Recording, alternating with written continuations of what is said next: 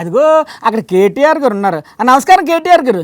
ఏంటి సార్ విశేషాలు? కేసీఆర్ ను ఉరిదీయ అన్నట. ఎవరన్నారు? ఎవడు చెప్తుండు? ఈ బడివే రేవంత్ రెడ్డి గాడు కేసీఆర్ ను ఉరిదీయాలని మాట్లాడుతున్నాడు. ఏం మాటలు సార్ అవి? సీఎంను పట్టుకొని ఆయన అలా అనడమో తప్పే, మీరు ఇలా మాట్లాడటమో తప్పే. ఎవరిని ఉరిదీయాలి? ఎవరిని తీయాలి? రేవంత్ రెడ్డి గారినా? రేవంత్ రెడ్డిని కాదు. మరి రేవంత్ రెడ్డి లావుల తొండలు ఇచ్చి పెడదాం తర్వాత, గానీ ఉరిదీయాల్సింది రాహుల్ గాంధీ అని హౌలా గాంధీ. హవ్వా ఏంటి సార్ మీరు మరీను రాహుల్ గాంధీ గారిని ఎందుకు ఉరిదీయాలి? ఈ హౌలా గాంధీ మన మీద రుద్దినా ఆ హౌలా గాంధీ ఉరిదీయాలి. ఏంటి సార్ మీరు కూడా అలాగే మాట్లాడితే ఎలా చెప్పండి? మాట్లాడితే ముఖ్యమంత్రి గారికి బూతులు వస్తాయి. బూతులు మాట్లాడిన రాజకీయ నాయకులు ఎవరున్నారు చెప్పండి. ఇప్పుడు పండబెట్టి తొక్కుతా అంటాడు. ఏదో ఊరికే అని ఉంటాడులేండి సార్, నిజంగానే తొక్కుతాడే ఏంటి? నిజంగానే పండబెట్టి తొక్కుతున్నాడు. అవునా? వామ్మో, ఎవరిని పండబెట్టాడు, ఎవరిని తొక్కుతున్నాడు? రియల్ ఎస్టేట్ ను వండబెట్టిండు, రంగారెడ్డి జిల్లాను తొక్కుతున్నాడు.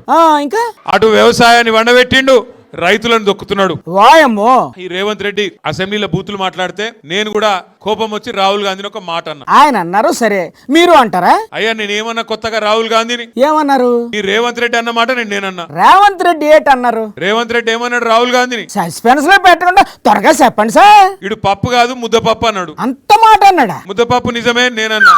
దానికి నా మీద ఒకడు 6 ఫీట్లు ఎగురుతుండు, ఒకడు 6 గజాలు ఎగురుతుండు. మరి వాళ్ళ నాయకుడి అంత మాట అంటే వాళ్ళు ఊరుకుంటారా ఏంటి? అందుకే ఎగురుతున్నారు.